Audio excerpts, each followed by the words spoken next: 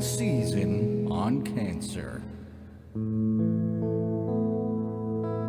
you know what we're doing to cancer?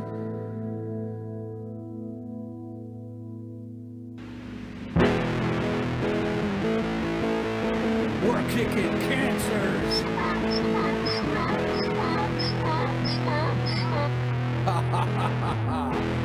This is our first episode and you're lucky to be here. So enjoy. We got a lot more coming up in the next few episodes. Stay tuned.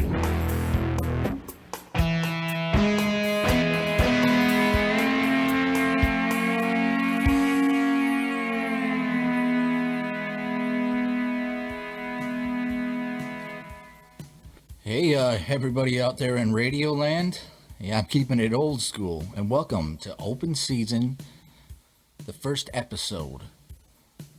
Now, our big thing here is to make sure that we are kicking cancer's butt, and we can do that through awareness. We can, and that's through telling stories, making sure that we're donating to research, and just making sure that we're caring for people that are going through all this, because this is a really sucky thing to go through. But let's start with some statistics. And this is in 2018. About 1.7 million cases of cancer, and this does not even cover all the types and percentages. 609,000 roughly people will die from the disease. Now that's not good. I can speak from personal experience, and I'm going to get into my story a little bit later. Not only that, in 2016, and this is good news, there was an estimated 15.5 million cancer survivors in the United States. Now this tells me that we're getting better. The number of cancer survivors is expected to increase to 20.3 million by 2026. So we're on the right track, but we want to get down to we have 0% of deaths and everybody's cured. That is the main goal right now, but it's a rough road, and we got a long haul to go. Cancer affects a lot of people. It affects family, parents, brothers, sisters, aunts. And we're going to get some of those stories as this podcast continues. But first, I'd like to start with my own story. Now, back in October, in 2014, my son was diagnosed with brain cancer. I mean, there was early signs. And it was so hard to see because we live in a world where we treat symptoms and we don't look for the main problems. And so he was starting to have headaches. He was starting to feel nausea. He wasn't having fevers. He was becoming confused. And the day that he was becoming very confused, he was just completely off. He was at his mom's house at the time, and she called me up and said, "Whoa, Hunter's being weird." I took him into the hospital, and the ER doctor, which be an advocate for your parents, or be a really good advocate for your kids, because, man, if I wouldn't have that parent intuition, who knows? So when I took him to the ER, he was diagnosed with pink eye, and I'm like, there's no way, there's something beyond that. So I take him to the eye doctor the next day, and they had found a swollen optic nerve, which obviously means that it's coming from somewhere else in the brain. So they did an MRI, and they found a tumor about the size of an apple. And once that happens, I mean, your mouth just drops. I collapsed to the floor, and thank God for doctors and all the medical stuff. I mean, there's good and bad. And so from there, they had to go straight to Marshfield Hospital, and from there he went to St. Jude. But he was there at Marshfield, and so when they got there, there was a 9-hour surgery. They didn't tell me the percentage of him living, so it was a very, very scary time. And if he didn't have the surgery, they said maybe a month, maybe 6 weeks, and you have to. And so we took that risk, and we decided to go to St. Jude. And I'm divorced, but me and my ex-wife, we get along pretty well, and we make sure that the kids are taken care of. And after that, I'm like, hey, we got to go to St. Jude. Now, she and her husband had a child, so she obviously couldn't go, and my daughter had to stay back, so she was taking care of her. And man, St. Jude is just about everything. When they talk about how good it is, it's beyond that. From all the way up to the people in the cafeteria. Their hiring process is amazing. People are so loving. I can definitely say that. And the doctors there were so awesome. Shout out to Dr. Robinson if you're listening. And I can also remember one of the speech therapists. It was actually kind of funny because some stories that I can remember is that Hunter's first word was the S word. I don't want to be swearing on here. As you can see, I already had the donkey sound. But how amazing it was. But unfortunately, we were discharged from there.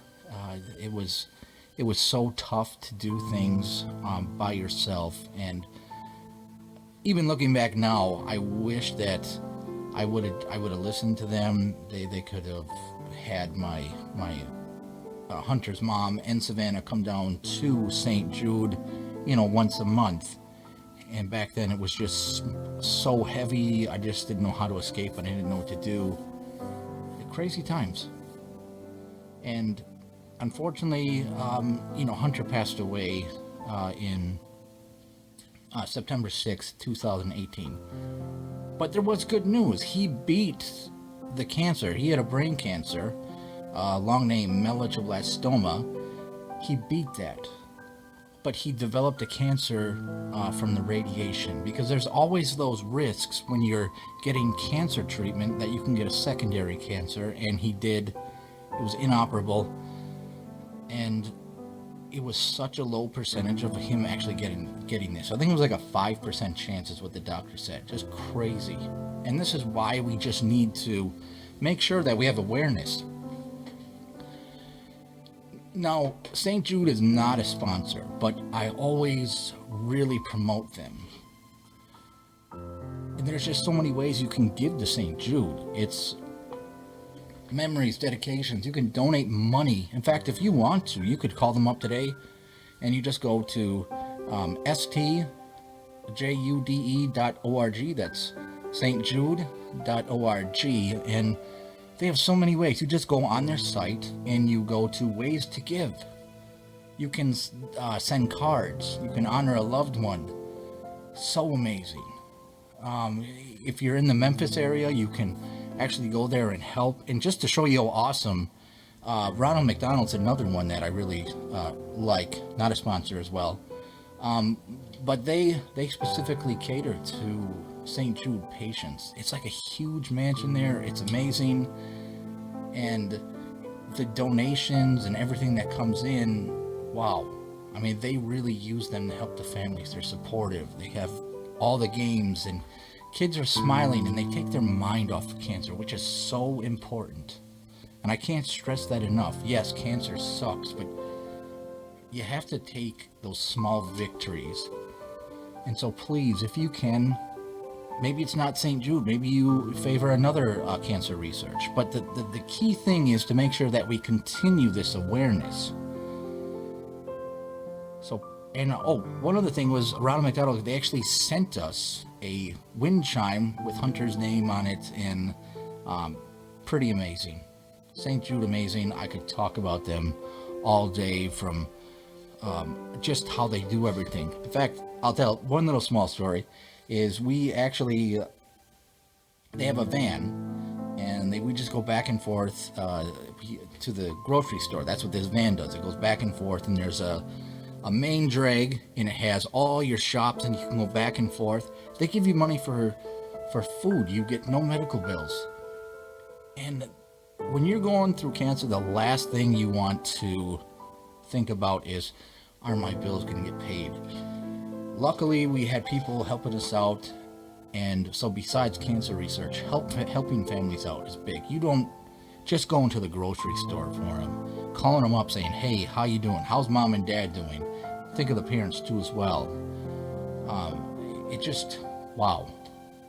So much that you can do to help cancer families out. You can do the small things. And those small things, looking back now, they help so many people out. So making sure that this podcast doesn't get way too long, there's a few stories from others that I have to get on the phone. So let's take the time. We'll take a little bit of a break. And I'm hoping that you will just consider giving to research and just helping a cancer family out if you can, especially now with this COVID-19 crazy stuff. People talk about it enough, so I don't need to say any more. All right, so I am going to get some of the people that knew Hunter. You can see how cancer has affected us as a family.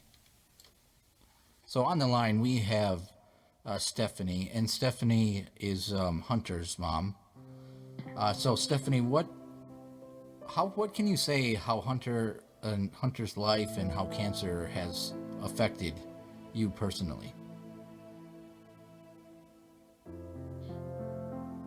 It's affected me because I have other children that could possibly have it.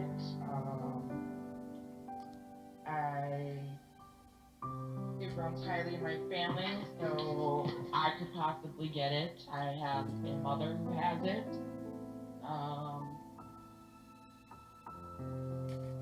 So it pretty much affects you emotionally. Is that what you're trying to say? Just the fear? It's affected me because I have to go through life living without my child. Man, it's a crappy thing.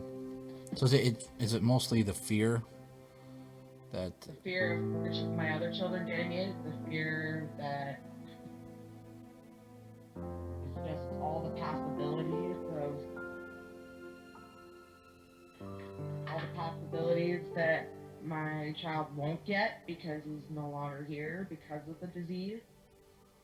And while Hunter was going through all this, what kind of probably want to say, like, what kind of things did you go through? Emotionally wise, I went through lots of ups and downs of emotional stress and anxiety. And doing this while you were pregnant as well with Jace, Hunter's brother. Being pregnant, it was even worse because, you have to be healthy for the child you are carrying, but you also have to feel emotionally for the child that you're grooming. So it's confusing, it's hard, it's everything. Pretty much the worst thing a parent can go through. And so, if you're listening in right now, as I said before, me and Hunter's mom we do get along, but we also do experience different things during this time. So, each of us are handling it in our own way with the loss, but cancer is a very rough thing to go through, and it's my prayer that nobody has to go through this. So, is there any last things that maybe you would like to give another parent advice or a mom that if they have a child with cancer that they're going through? Just cancer awareness for everybody, and know that, anybody can get it, your child can get it, anybody, Cancer awareness is very important. That looks like all the time we're going to have for today. So next episode, hopefully we can cover a little more and meet some of Hunter's other relatives, his aunt and his sister. So thanks for joining us today, and I wish we could have covered more, but unfortunately we have a 15 minutes limit. So but stay tuned. Please check out St. Jude, and thanks for tuning in. I will see you next one.